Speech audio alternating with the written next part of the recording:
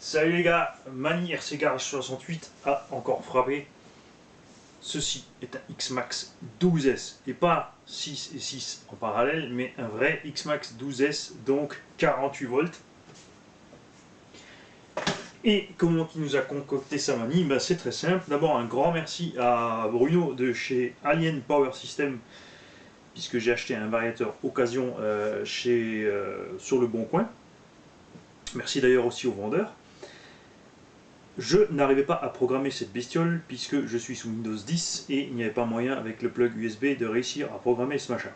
J'ai donc contacté Bruno chez Alien Power System qui m'a envoyé gratuitement le port USB pour Windows 10 et du coup ça a été réglé en 30 secondes, le temps de le brancher, de faire mes réglages et ça fonctionne. Un grand merci aussi à Dan de chez Kershaw Design. Je me fournis chez Kershaw Design depuis longtemps, ça va faire 7 ou 8 ans maintenant, puisque lui s'est spécialisé dans tout ce qui est grosse échelle et grosses modifs en brushless de tout ce qui existait en thermique, puisqu'il y a 7 ou 8 ans, il n'existait pas encore autant de grandes échelles en électrique. On était obligé de tout faire nous-mêmes.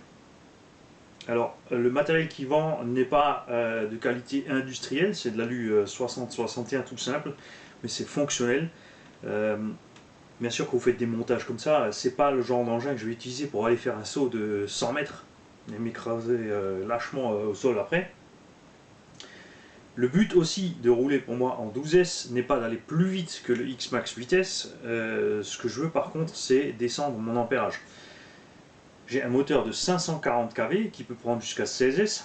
L'idéal aurait été le 720 kV que Léopard fait ici en 56-92 pour être à une consommation comprise entre 80 et 100 ampères. Mais ce moteur n'était pas disponible, je me suis donc rabattu sur le 540. Pour l'instant en 12S, donc dès que je trouverai des lipo 8S viables, je passe en 16S.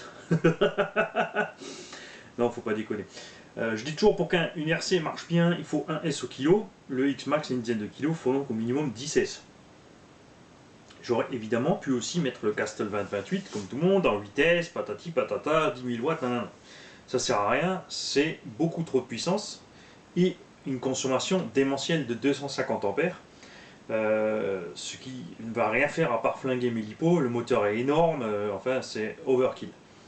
Là, on a 5500 watts, ça fait à peu près 7 chevaux et demi à l'accélération. En puissance constante, en général en électrique, on est à la moitié. Donc 7 chevaux et demi à l'accélération pour un poids d'une dizaine de kilos, c'est parfaitement agréable à rouler. J'ai fait un petit essai de 2-3 minutes, bien sûr il pleut, donc vite fait dans la rue. J'ai mis les roues de 1/5 parce que je ne veux pas tout de suite exploser mes roues de X-Max.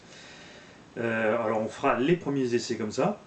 Je vais prendre la caméra en main et je vais vous montrer de plus près ce qu'on a bidouillé là-dedans. Alors on a le Léopard 56-92, donc 56 mm de diamètre, 92 mm de long, donc un peine plus long que le moteur d'origine. 540 kV, le petit ventilo, le double ventilo maison. Bon, alors pour l'instant tout n'est pas encore fini, hein, c'est juste une fin provisoire pour aller faire des essais. Je m'amuserai à fabriquer des fixations si je suis vraiment content. La batterie pour le bec externe, le bec externe Castle CC Bec Pro, waterproofé à OND 200, le contrôleur Alien System. Alors on va voir voilà, que ça fasse la mise au point, donc bien 2 à 12 S lipo, 300 ampères. Le contrôleur Alien System a un port de programmation séparé, ce qui permet de le programmer très rapidement. Il a l'anti-étincelle aussi qui est prévu dessus, ça il faut que je fasse encore, j'ai pas encore soudé mon anti-spark dessus. Une lipo 6S à gauche, une à droite, et on est bien en série.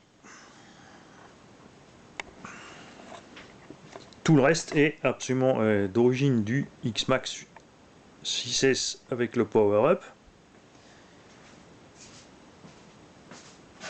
On allume la radio, on branche la bestiole,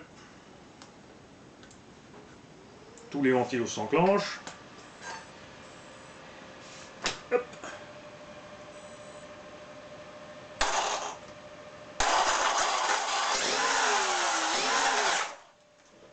Et ça marche. Alors comme dit, je le répète, le but c'est pas de faire des speedruns, j'ai pas mis 12S pour aller à une vitesse de débile.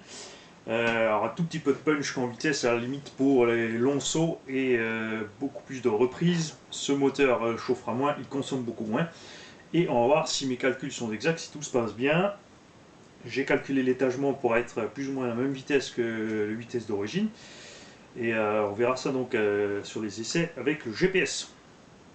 Salut tout le monde et très vite pour les essais.